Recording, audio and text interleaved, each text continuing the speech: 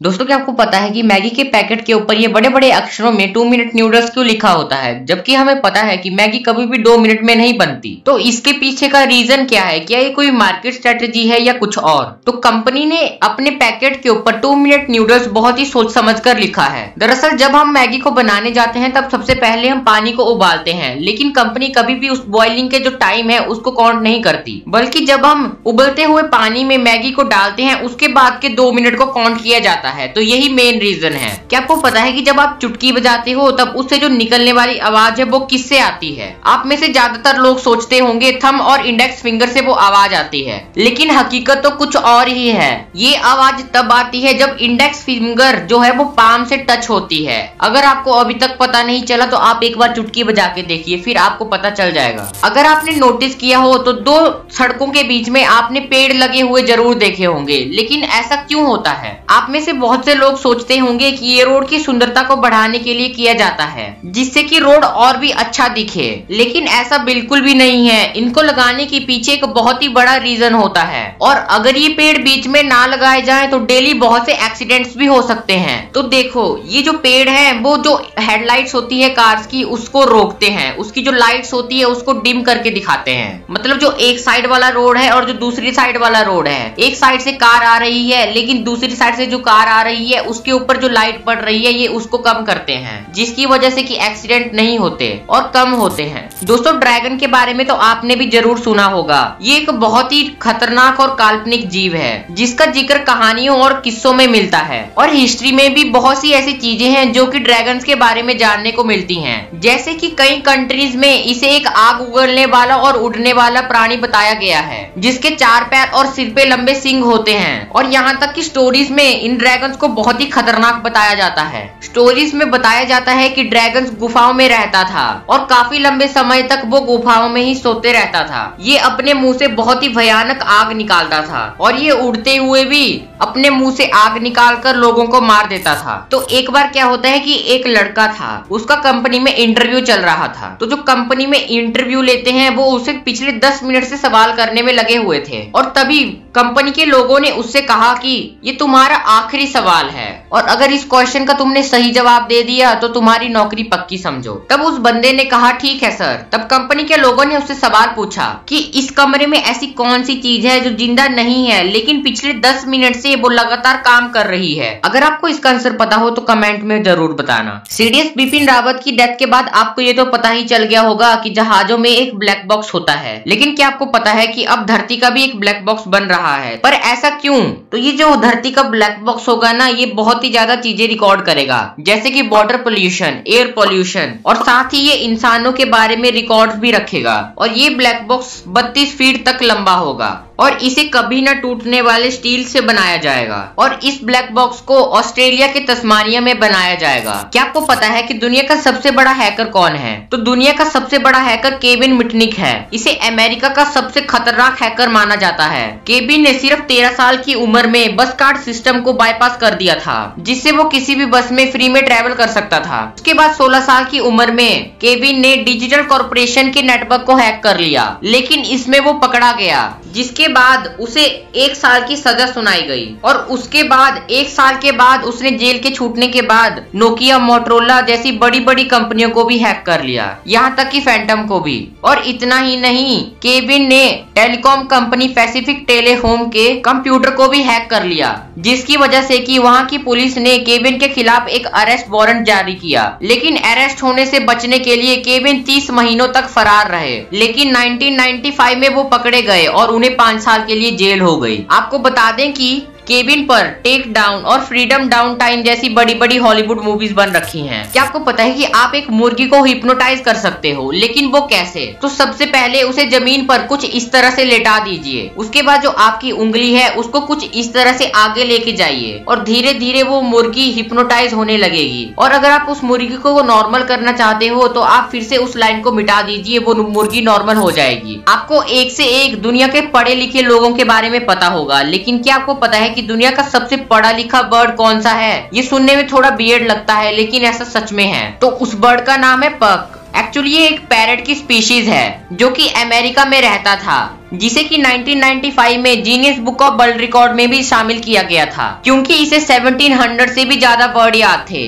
आपको लग रहा होगा 1700 वर्ड्स तो कोई भी बोल लेगा, लेकिन ये बर्ड के लिए एक बहुत ही बड़ी बात है। आपको ये तो पता ही होगा कि जो नील आर्मस्ट्रॉन्ग है वो चांद पर कदम रखने वाले सबसे पहले आदमी थे। तो जो नील आर्मस्ट्रॉन्ग है ना, उसको नील ए भी कहते हैं। अब एक मिस्ट्री देखो, और अब आप अगर इसके नाम को उल्टा करके पढ़ोगे तो क्या बनता है? नील ए, एलियन। अगर कुछ समझ आए तो वीडियो को लाइक कर दो। जब बहुत ज्यादा ठंडी पड़ती है ना, तब सब कुछ फ्रीज होने लगता है। तो क्या आपको पता है कि जो साइबेरियन के गांव है ना, वहाँ पे इतनी ज्यादा ठंडी पड़ती है तो जो उनके जो गायें होती हैं वहाँ पे उनके जो थन होते हैं उनमें दूध तक जमने लगते हैं। तो वहाँ के जो गाँव के लोग होते हैं ना, वो उन गायों को कुछ इस तरह के कपड़े पहनाते हैं। क्या आपको पता है कि जो आईफोन है ना, वो एक ऐसा फोन है जिसको की जो पीरियोडिक टेबल होता है ना, उसमें होते हैं 118 एलिमेंट्स, लेकिन उसमें से जो 75 एलिमेंट्स है ना, वो एप्पल के मोबाइल को बनाने में यूज होते हैं, जिसमें गोल्ड, सिल्वर और प्लेटिनम का यूज भी होता है। आप चाहो तो 1000 आईफोन में से 34 ग्राम गोल्ड निकाल सकते हो। क्या आपको पता है कि जो जापान के साइंटिस्ट हैं वो एक ऐसी टेक्नोलॉजी पे काम कर रहे हैं जिससे कि हम अपने सपनों को रिकॉर्ड कर पाएंगे। उसे अभी तक लगभग तैयार कर ही लिया गया है। अगर आपकी कार का किसी की कार के साथ एक्सीडेंट हो जाता है और आप उस सामने वाले आदमी को सॉरी बोल देते हो, तो आपके लिए बहुत ही बड़ी मुसीबत की बात बन सकती है। आपके इस सॉरी को आपके ही खिलाफ कोर्ट में यूज किया जा सकता है। वो कैसे? तो वो ऐसे कि एक्सीडेंट में आपकी गलती थी। क्या आपको पता है कि जो रविंद्रनाथ टैगोर के बड़े भाई यानी कि सत्येंद्रनाथ टैगोर थे, वो एक ऐसे पहले आदमी थे जो कि IAS ऑफिसर बने थे। एक रिसर्च में ऐसा पाया गया कि जो पाकिस्तान के लोग हैं वो गूगल पर ज्यादातर ऐसी चीजें सर्च करते हैं जैसे कि पिग, स्नेक, डंकी, कैट और डॉग का मां। शर्म करो, भगवान से डरो। क्या आपको पता है कि शादी में सिर्फ 7 फेरे ही क्यों लिए जाते हैं? 4, 5 या 6 क्यों नहीं लिए जाते? तो एक बहुत ही खतरनाक लॉजिक है। दरअसल 1 से 9 तक सिर्फ 7 ही एक ऐसा नंबर है जो कि 360 से डिवाइड नहीं होता। अब अगर आप समझ गए हो तो वीडियो को लाइक जरूर से कर देना। क्या आपके साथ कभी ऐसा हुआ है कि आप अपने बिस्तर से उठ के सुसु करने जा रहे हो और तभी आपको उसी टाइम रियलाइज होता है कि आपका बिस्तर तो गीला हो चुका है? अब आप में से बहुत से ऐसे लोग होंगे जो कि ऐसा नहीं जानते होंगे कि ऐसा क्यों होता है। अगर आपके साथ भी ऐसा होता है तो शर्माने की बिल्कुल भी जरूरत नहीं है, क्योंकि ये एक साइंटिफिक फिनोमिनन है जो नेचुरली सबके साथ होता है, ज्यादातर लोगों के साथ होता है। जब इंसान सो रहा होता है तो उसको ऐसा लगता है, एक ऐसा टाइम आता है उसको ऐसा लगता है कि वो अपनी डेली रूटीन की एक्टिविटीज कर रहा है और वो बिस्तर से उठ गया है, इसलिए ऐसा होता है। और इस टाइम इंसान सपने और हकीकत में फर्क ही नहीं कर पाता और बिस्तर में ही सुसु कर देता है। क्या आपको पता है कि जब हम एक दूसरे की बिना कुछ देखे समझे ऐसे ही नकल करते जाते हैं ना, तो उसको भेड़चाल कहते हैं। लेकिन आपको ये नहीं पता होगा कि ये भेड़चाल वर्ड आया कहाँ से। तो बात तब की है जबकि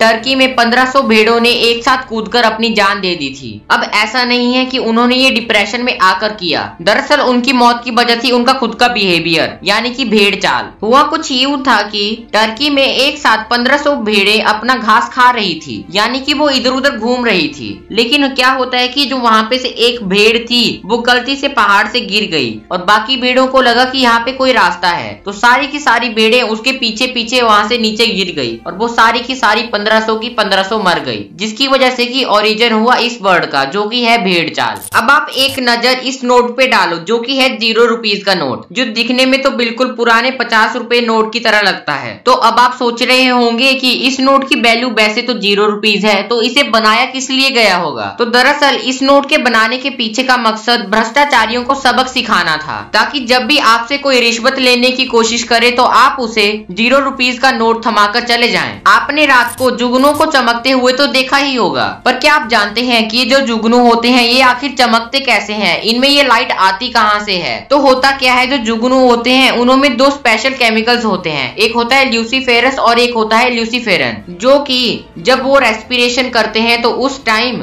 जब वो ऑक्सीजन लेते हैं तब उस टाइम जो है वो उसके ऑक्सीजन के साथ रिएक्ट होकर लाइट प्रोड्यूस करते हैं। और इस लाइट की सबसे मजेदार बात तो ये है कि ये लाइट कभी गर्म नहीं होती, ये हमेशा ठंडी ही होती है। एलोन मस्क यानी दुनिया के सबसे अमीर आदमी, उन्होंने अपने थोड़े ही दिन पहले अपने ट्विटर अकाउंट से ट्वीट करके बताया कि जो कि आपको स्क्रीन पे शो हो रहा होगा। तो एलोन मस्क दुनिया के सबसे अमीर आदमी नौकरी बदलने के बारे में सोच रहे हैं। एलोन मस्क ने ट्वीट करके लिखी वो अपनी नौकरी छोड़कर इन्फ्लुएंसर बनना चाहते हैं और उस पर ही मिस्टर बीस्ट यानी कि जिमी ने रीट्वीट करते हुए लिखा कि वो उन्हें यूट्यूब पर व्यूज कैसे लाए जाते हैं उसकी टिप्स देंगे, जिसके बाद कि एलोन मस्क ने उन्हें रीट्वीट करके लिखा थैंक यू। तो हो सकता है कि आगे जाके हमें एलोन मस्क का यूट्यूब पे चैनल दिखे। आप चाहें तो हमें ट्विटर पर भी फॉलो कर सकते हो, लिंक इन डिस्क्रिप्शन। आपको पता ही होगा कि जो अमेज़न ऐप का पहला लोगो था वो कुछ इस तरह का था ना, पर लोग भी बहुत अजीब हैं। वो कहने लगे कि उनको ये लोगो हिटलर की तरह दिखता है और जेफ बेजोस ने ये जो लोगो है ये जानबूझकर हिटलर की तरह डिजाइन किया है। क्या आपको पता है कि लोग इसको जो है ना वो हिटलर का लोगो क्यों कह रहे थे? वो सिर्फ इसकी वजह से। लोगों का कहना था कि ये जो लोगो है वो हिटलर की मूंछ की तरह रिजेंबल करता है और उसके बाद फाइनली अमेज़न को अपना लोगो चेंज करना पड़ा, जो कि अब उसका लोगो ऐसा दिखता है। बट लोगों को भी मानना पड़ेगा यार, कहां कहां पे इतना एक्स्ट्रा ऑर्डिनरी दिमाग लगा देते हैं। किस एंगल से ये हिटलर की मूंछ की तरह दिख रहा है? आपको कब पता चला था कि जो स्टीव जॉब्स है वो एक कपड़ों के ब्रांड है? मतलब एक जो स्टीव जॉब्स नाम है वो एक कपड़ों का ब्रांड है। अगर आपको इसी वीडियो में पता चला तो अब तो लाइक। दरअसल जब एप्पल कंपनी बहुत फेमस होने लगी तो उसी टाइम जो दो इटालियन ब्रदर्स थे उनको अपने बिजनेस का नाम सोचना था, अपने कपड़ों के बिजनेस का नाम सोचना था। तो मार्केट में उस दौरान एप्पल बहुत ज्यादा चल रहा था, तो जो वो दोनों ब्रदर्स थे उन्होंने अपने बिजनेस स्टीव जॉब्स रख दिया। तो अगर आपको वीडियो अच्छी लगी हो तो वीडियो को लाइक जरूर से कर देना और चैनल को सब्सक्राइब भी कर लेना।